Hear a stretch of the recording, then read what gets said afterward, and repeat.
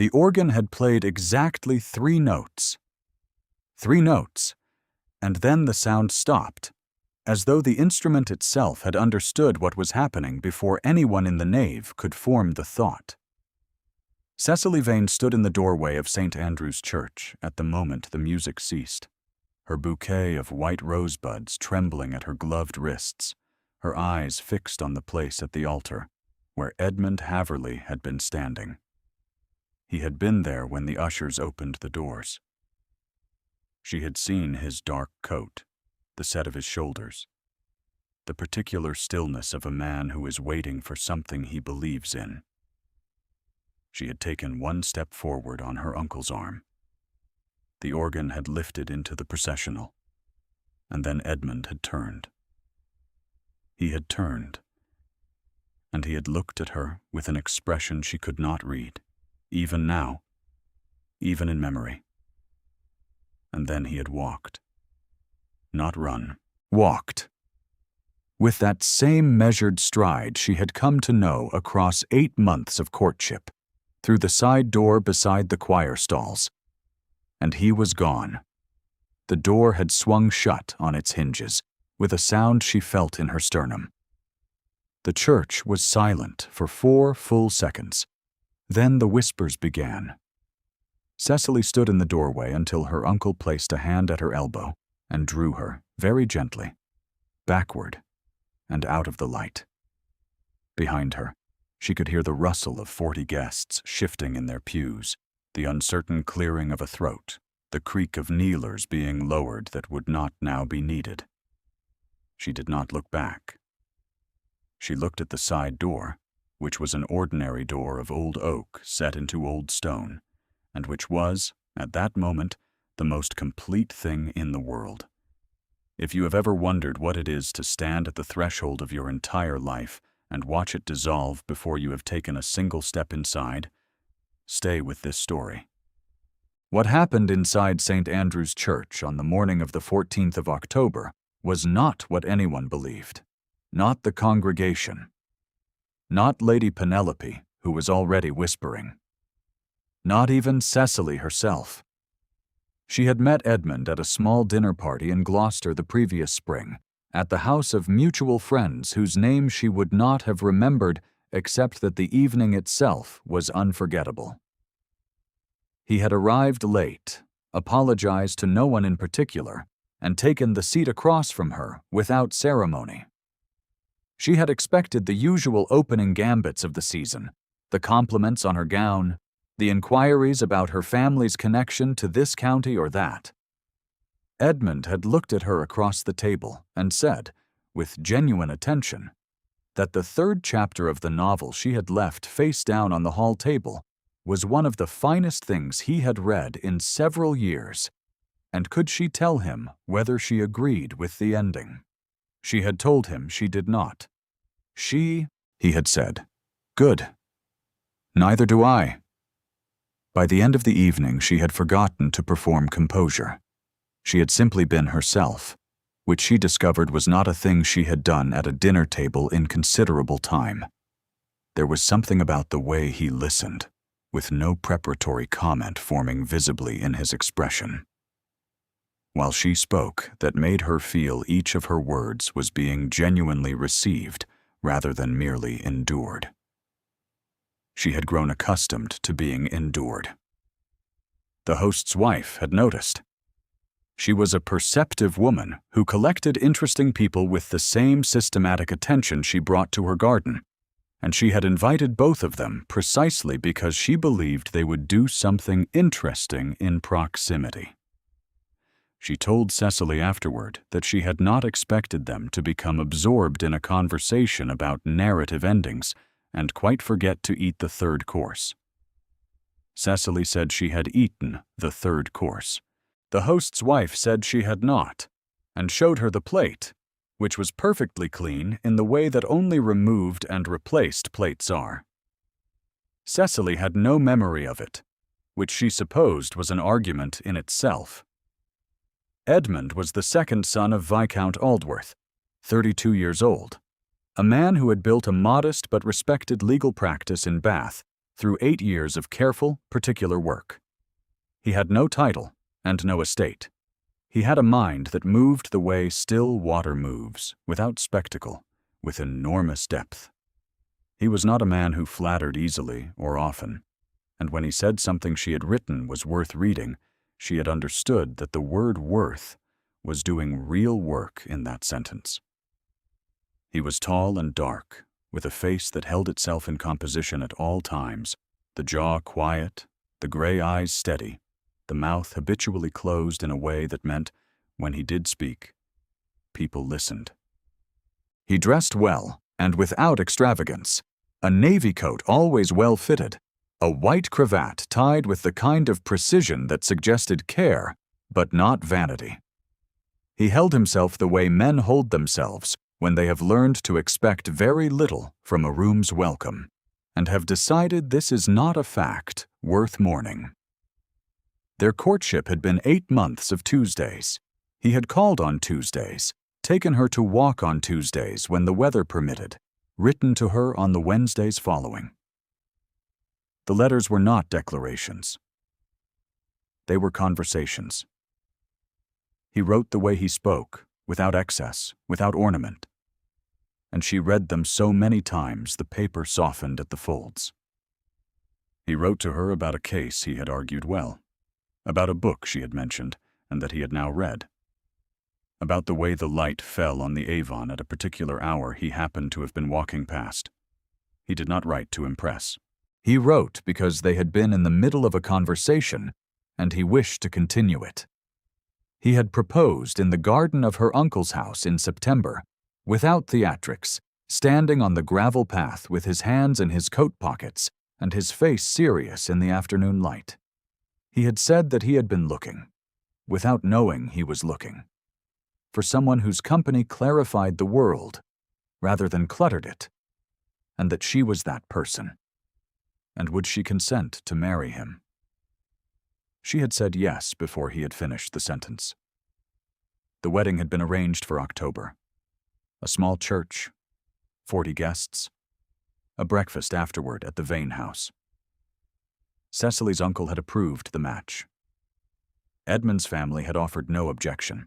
There had been nothing in the 8 months of Tuesdays and the weeks of preparation and the careful specific joy that had built in her chest like water rising to suggest that by the 14th of October she would be standing in the street outside St. Andrew's with her bouquet still in her hands and the guests filing out behind her in pitying silence. The days after the abandonment were the color of ash. Cecily's uncle arranged for her return to his household without delay. Mrs. Dove, her former governess and present companion, met her at the carriage door with a cup of tea she had not asked for, and a silence that offered itself as shelter. Mrs. Dove was a small woman of 60, with sharp brown eyes and the particular posture of someone who has spent a life being useful in the rooms of people who cannot always acknowledge how much they need that usefulness. She had been with Cecily since Cecily was 9 years old. She had been present at the death of Cecily's father, and at the death of Cecily's mother before that. And she knew, without being told, the precise manner in which Cecily's composure was structured and where its load-bearing points were located. She placed the tea in Cecily's hands and said nothing. No one spoke of what had happened, not that afternoon, not in the evening, not at breakfast the following morning. The household conducted itself around the fact of it the way people navigate a piece of furniture that has been left in the wrong room, politely, with great care, pretending the arrangement is perfectly normal. The letters of condolence arrived by the second day. Cecily read none of them. They were not condolences for something that had happened. They were condolences for something that had been known all along and could now be said aloud. She understood the difference. She left them on the hall table, in a neat stack that grew over the course of the week, and she did not touch them. It was Lady Penelope Ashworth who said it first. Cecily had not heard the words directly. Mrs. Dove, who had been seated 3 rows back in the church, had heard them with perfect clarity. Lady Penelope had leaned toward a woman in yellow satin and said, in the particular carrying murmur that well-bred women use when they intend to be heard, "Poor abandoned girl, one does wonder what she did to deserve it." Mrs. Dove reported this to Cecily 3 weeks later, when Cecily was calm enough to receive it without breaking anything. She received it with the stillness she had been practicing all month, the stillness of a woman who has decided that the cost of collapsing is higher than the cost of remaining upright. Lady Penelope had been spoken of in the preceding season as a likely match for Edmund. She was 28, polished, and possessed of a fortune that made even the wisest families consider the value of being considered by her. She wore ice blue in the autumn, a deliberate choice, and she carried herself in ballrooms the way practiced women carry themselves, as though the air parted for them by mutual agreement. She was not cruel in any obvious way. She was correct. Her correctness was the weapon, precise and never fingerprinted, and the word she had chosen, abandoned, had found its mark in a room full of people who would repeat it. Mrs. Dove told her she was not going to remain indoors. Cecily said she was. Mrs. Dove told her she was not. They reached a compromise, which was Mrs. Dove's particular talent. Cecily would receive the Mrs. Hartwell on Tuesday, and she would attend the lending library on a morning of her choosing, and she would walk as far as the end of the street and back on any day that the weather was not actively hostile. This was the agreement. Cecily held to it because she recognized that Mrs. Dove was not asking for Cecily's happiness, which she understood to be outside her power, but for Cecily's continuation, which she believed to be within it. The lending library on Broad Street was quiet at 10:30 in the morning. Cecily found the shelf she wanted without difficulty and was reaching for the second volume of a collected edition when she heard 2 women speaking in the next row. She could not see them. She could hear them as clearly as a bell in a still room. "Is that not the vain girl?" the first woman said. "The very one," said the second. "The abandoned girl, left at the altar on her wedding day. Can you imagine? I am told the groom did not even leave a note." Cecily's hand remained on the spine of the book. She did not move, and she did not speak, and she did not give either woman the satisfaction of knowing she had heard. She drew the book from the shelf with great deliberateness, tucked it under her arm, and walked to the lending desk as though she were the only person in the building. She paid her subscription. She accepted the book. She thanked the librarian, whose name she knew and who had the decency to say nothing and meet her eyes. Mrs. Dove found her outside on the pavement, her face steady, her knuckles white where she gripped the borrowed book. "I heard them," Cecily said. "I know," said Mrs. Dove. They walked home without speaking. When they reached the house, Cecily went directly to her room, sat in the chair by the window, and looked at the garden for a long time. The garden was finished for the year, the beds cleared, and the trees bare, and the gravel paths immaculate in the November gray. She looked at it until she understood that she was putting off the thing she had been putting off for 4 weeks. And then she opened the drawer of her writing desk and took out the prayer book. She had carried it at the altar. She had set it on the hall table when they returned from the church, and had not picked it up since, which was the longest she had ever gone without reading from it, because it had been her mother's. It was small, its leather cover worn to the color of old tea, its pages thin as breath. She had written her own name on the first page when she was given it, at 12, in the handwriting she had before she learned to write carefully. She opened it to the place she usually kept, which was the beginning of the collect for mourning, and she found that it did not open there. It opened instead to the collect for holy matrimony, which she had not asked it to, and she saw why immediately. The pressed violet was on the page facing the collect, flat and faintly purple, the kind of violet that grew at the edge of hedgerows in late April. She had told Edmund, on the very first Tuesday walk they had taken, that she thought violets were underestimated. He had said nothing at the time. He had that habit of hearing something and saying nothing, and then turning out to have been listening so carefully you felt the silence had been worth more than most people's words. He had placed the violet there at some point before the 14th. She did not know when.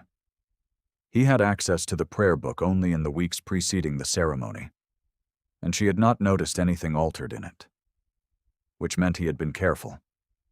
She sat with the open prayer book in her lap for a long time, and she tried to understand what a man who intended abandonment would have to gain from pressing a violet into a prayer book he expected her never to open again.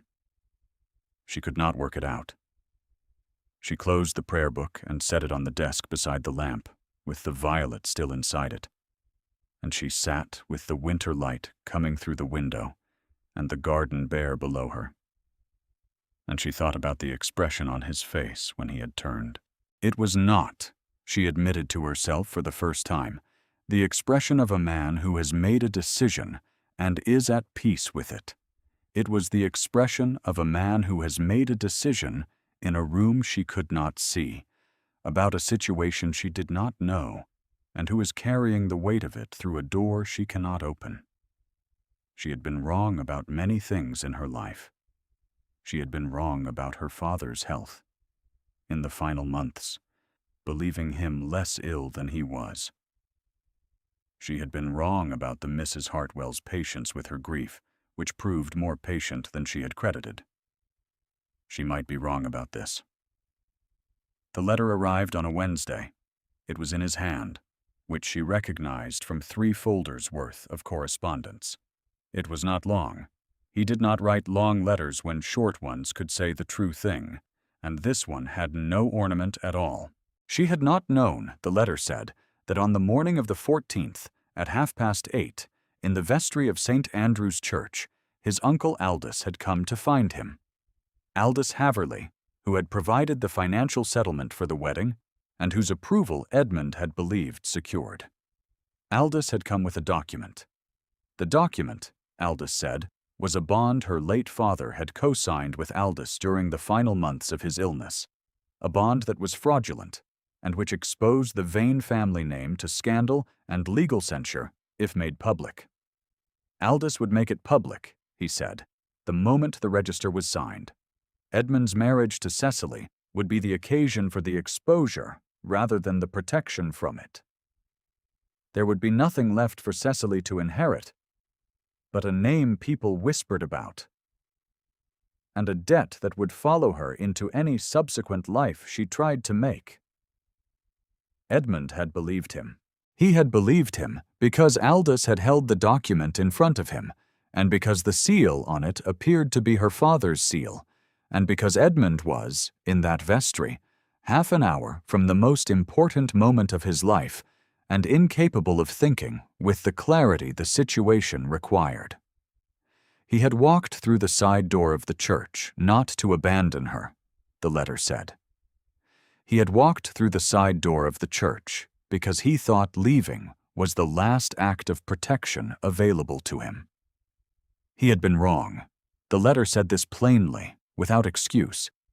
He had been wrong, and he had known it within a week, and it had taken him until now to face what that wrongness required of him.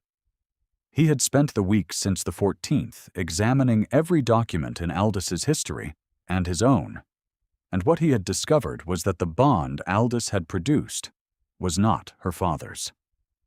The seal was close, but not exact. The hand was imitated, but not matched. Aldous had been extracting money from her father during his illness through the threat of this forged paper, and had never expected the contents of the threat to be examined by someone with a trained legal eye and access to her father's genuine correspondence. Edmund had spent 8 weeks gathering evidence. He had been in London for 6 weeks of them, tracing Aldous' financial history through the records of 3 separate law offices and a bank whose clerk had been persuaded, with great patience, to provide a timeline. The record was clear, and it was damning. Aldous had forged the bond before her father's death, had presented it to her father in the final weeks of his illness as a legitimate obligation, and had extracted £1,200 against it in 3 separate payments. Her father had signed a receipt for those payments without understanding what he was signing, because the document was written in the technical language of conveyancing, and he had trusted Aldous, who was Edmund's uncle, and therefore, he believed, someone he could trust. The letter closed without sentiment. It said only that Edmund would be in Bath for the week following, if she was willing to see him, at the house on Chapel Row. He did not ask for forgiveness. He said only that she deserved to know the truth, and that he was sorry he had taken this long to bring it to her. Cecily read the letter twice. She sat with it for the rest of the afternoon, and into the evening. And she thought about what it meant to be protected by someone who had made a catastrophic error of judgment, and whether the error was more important than the impulse behind it, and what it said about a man that his first instinct in a crisis had been to absorb the harm himself and spare her. She did not reach an answer that evening. She reached something else instead. Something that felt like the first crack in 8 weeks of held stillness. The thing in her chest that had been very carefully maintained, all these weeks, as a sealed and airless space, admitted the smallest breath of something warmer. She was not yet certain what it was. She allowed it to be there. She wept. She wept for the lost morning of the 14th, and for the pressed violet, and for the 8 months of Tuesdays, and for her father who had trusted the wrong person, because he was dying, and had run out of the energy required for distrust. Then she dried her face and slept. And the next morning, Mrs. Dove brought her tea and a letter with a face that had gone very careful. The letter was from a solicitor in Bath. Edmund, it appeared, was engaged to be married to Lady Penelope Ashworth. The announcement was to appear in the Gazette within the fortnight. Cecily set the letter on the table beside her tea. She looked at the window and at the garden beyond it, the November light pale and thin on the dead grass. She looked at her hands on the table, very still, and she thought about the pressed violet, and she thought about the letter about her father's name, and she thought about Lady Penelope in the vestibule of St. Andrew's with her face arranged in concern, and the word abandoned shaped so perfectly by her mouth. She understood what this was. She understood it with the clarity that comes not from intelligence, but from paying attention for a long time to how certain kinds of damage are structured. This was Aldous' final move. He had the forgery, and he had the threat, and he had a nephew who had been manipulated once, and could be manipulated again, and the simplest way to seal Edmund away from Cecily permanently was to arrange an engagement that Edmund either could not refuse or had not refused. What she did not know was which of those it was. The letter from Edmund 2 days ago had been specific and unambiguous. The engagement announcement in a solicitor's letter was specific and unambiguous. 2 things that could not both be true were both presenting themselves as true. She needed to find out which one was. She stayed in her room for 2 days. On the 3rd day, she rose, dressed, and asked her uncle to arrange a carriage. "To Chapel Row," she said. Her uncle looked at her for a long moment. "Are you certain?" "No," she said. "I'm going anyway." She had not rehearsed what she intended to say. She had learned, in the weeks since October, that the things she rehearsed were never the things that mattered when the moment arrived. She carried the prayer book. She was not certain why, only that it contained the violet. And the violet was the thing that had first introduced her doubt. And her doubt was the reason she was in the carriage at all, rather than writing a letter of acknowledgement and closing that portion of her life in the manner She had been expected to close it. The Haverley house on Chapel Row was a narrow Georgian terrace, its stone face gray and clean in the November light. Cecily descended from the carriage, was shown in without delay, and was taken to the drawing room, where she found not Edmund alone, but Edmund and Aldous and Lady Penelope, all three of them in positions that told her she had walked into something already in progress. Edmund was standing at the window with his back to the room. He turned when she entered, and his face went through three expressions in quick succession before settling into the careful stillness she knew.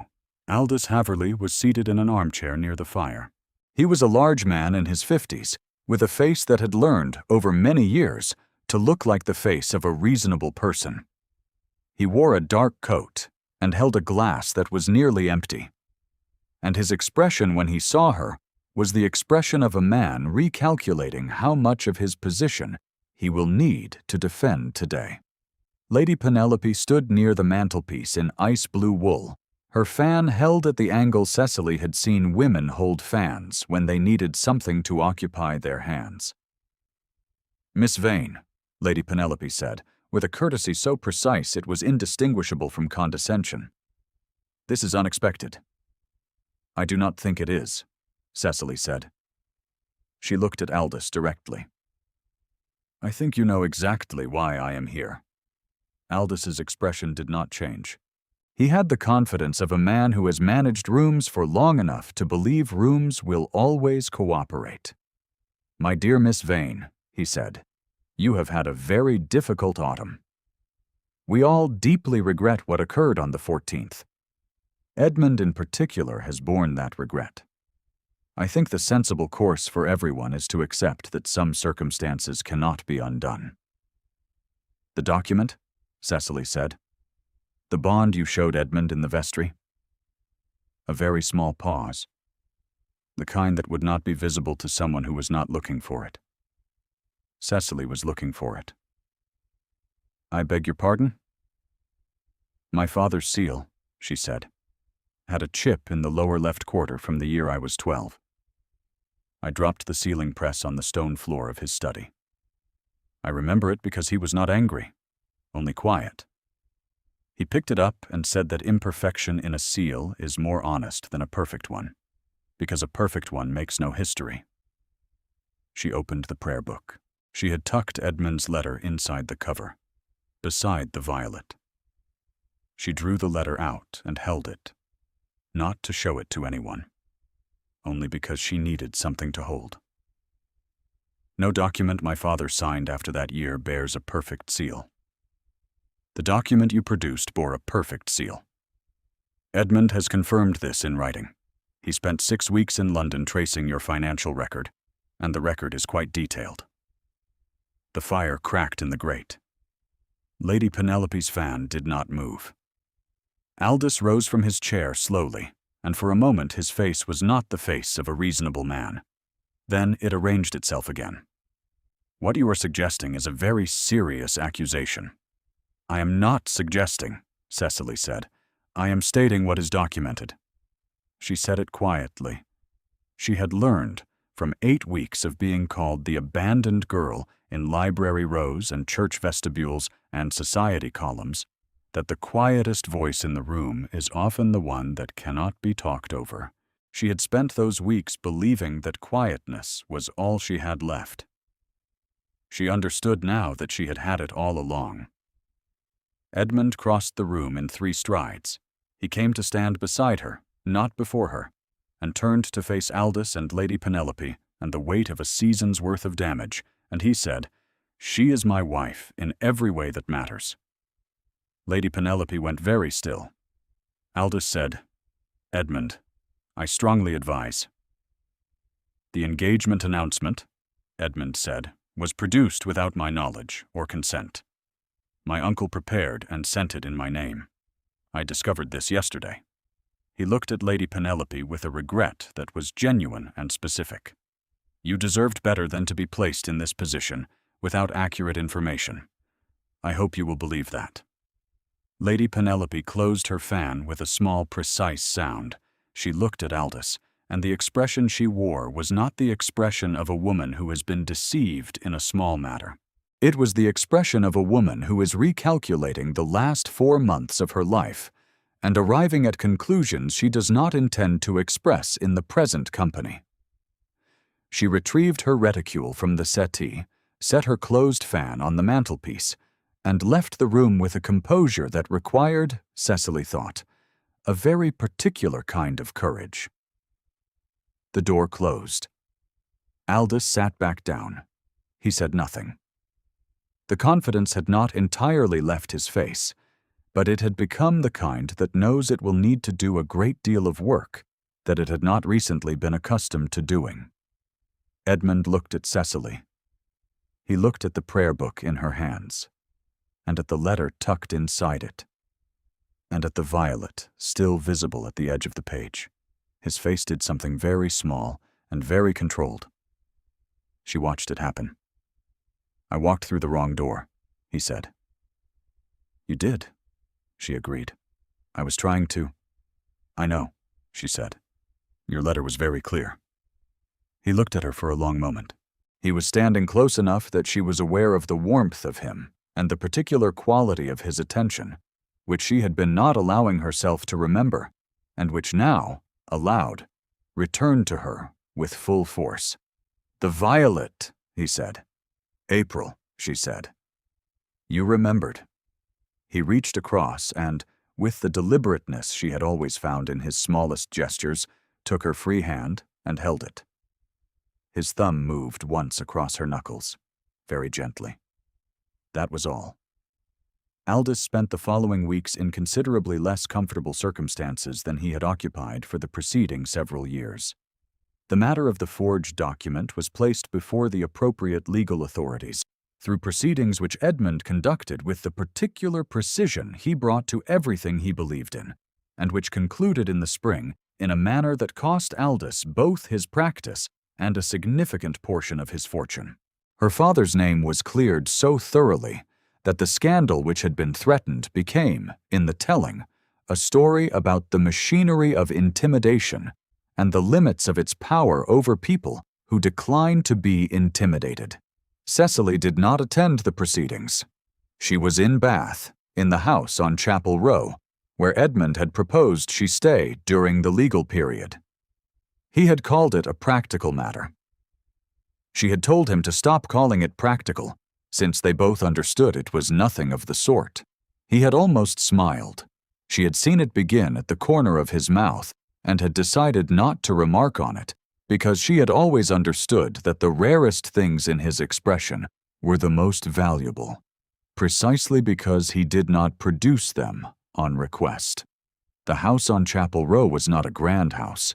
It had 3 floors and a narrow garden at the back, and the drawing room faced west, so that in the afternoons the light came through in long, pale sheets and warmed the floor and the settee, and the small table where she had taken to leaving the prayer book open.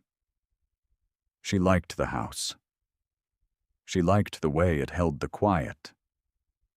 She had not expected to like anything much in October, and she noted the fact of liking the house the way one notes the first warm day after a winter that went on too long. Mrs. Dove occupied the room across the landing and managed the household with her customary precise competence. She had opinions about the cook and about the arrangement of the morning room, and she expressed these opinions to Cecily over the breakfast table with the authority of someone who has been useful in someone else's house for a very long time and understands that usefulness as a form of care. Cecily listened. She found, in those mornings, that she was not performing listening. She was actually hearing what Mrs. Dove said and responding to it, and this seemed to her a sign of something she could not yet name. Edmund came to Chapel Row on Tuesdays. The first Tuesday he stayed for 1 hour, sat across from her in the drawing room, and drank his tea and answered her questions about the legal proceedings with the same level deliberateness he had always brought to their conversations. She had questions, and they were specific. And he answered them without deflection. He did not apologize again. He had said what there was to say in the letter and had not filled the space the apology vacated with sentiment or appeal. He was simply present, answering her questions, and this was more useful than sentiment would have been. When he left, he held her hand again at the door, briefly, and said he would return the following Tuesday. She said that would be acceptable. Mrs. Dove, who was passing through the hall with entirely unnecessary timing, said nothing but allowed herself a fraction of an expression that Cecily chose to ignore. The second Tuesday, he stayed 2 hours, and they read for part of the time, separately, in the same room, in the way that two people read in the same room when they have decided the other person's presence is something they do not wish to do without. She had borrowed the second volume of the Lending Library's collected edition, which she had never returned in October, and for which she was paying a subscription she could not entirely justify. He had brought a document from the Bath legal proceedings that he wished to review quietly, and then wished, she understood, to be in the same room with her while he reviewed it. She did not ask him about this. She simply sat with her book and allowed him to sit with his document, and the fire burned, and the afternoon light moved across the floor. And the hour in which they did not speak was one of the most companionable hours she had spent since the spring. The third Tuesday, he told her what had happened in the vestry, in more detail than the letter had contained, not because she had asked, but because he had decided it was a thing she deserved to understand fully. He told it plainly, in sequence, beginning with the time he had arrived at the church, and ending with the moment his hand touched the side door. He said that he had stood on the other side of that door for 4 minutes before moving, and that he had told himself in those 4 minutes that he was doing the right thing, and that he had not entirely believed it even then. He said that the first clear thought he had, when he was finally alone, and the certainty of what he had done settled on him, was not guilt or relief, but the very specific knowledge that he had made the wrong calculation, and that no amount of reasoning about protection would make it the right one. He sat for a moment with his hands on his knees and his eyes on the garden beyond the window. She watched his face and thought about what it cost a man of his particular kind to have been wrong in the way he had been wrong. The cost was not visible in the usual places. It was visible in the specific quality of his stillness, which was different from his ordinary stillness the way a piece of glass is different from a piece of ice. One was clear, and one had something moving beneath the surface that you could not quite reach. She told him that she had found the violet on the afternoon of the 4th week. He did not say anything for a long moment. "It was April," he said finally. "You said violets were underestimated." "I remember," she said. "I put it there the week before the wedding," he said. "I was not sure you would find it. I was not sure I wanted you to find it, because I did not know what to do with what it meant." She looked at him. What did it mean? He turned from the window and looked at her directly. "That I was going to be very careful for the rest of my life not to lose you," he said. She held his gaze for the length of time it took her to understand that the thing she was feeling, which was not exactly happiness but was the condition that makes happiness possible, had been there for some weeks already. She had simply been waiting until she was certain it was real.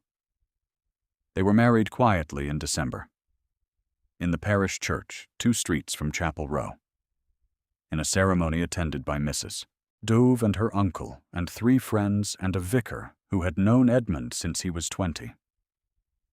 The organ played the processional from the first note to the last. Cecily walked the length of the nave at her own pace, in a gown of cream wool with a green Spencer jacket, and Edmund stood at the altar and watched her come to him. She arrived at his side, and he offered his arm, and she took it, and the vicar began. The prayer book she had carried was the same one. The violet was still on the page of the collect for holy matrimony, flat and faintly purple, the color of hedgerows in late April. That evening, in the drawing room of the house on Chapel Row, while snow fell in the street outside and Mrs. Dove had retired with considerable tact, Edmund sat beside her on the settee near the fire, with his hand over hers, and read to her, in his low, measured voice, from the book she had borrowed from the lending library in October. He had found it on the shelf in her room and asked if he could, and she had said yes. And now he read the 3rd chapter, which was the one he had first mentioned at a dinner table in Gloucester in the spring. And he read until the fire burned low, and the snow outside thickened against the window.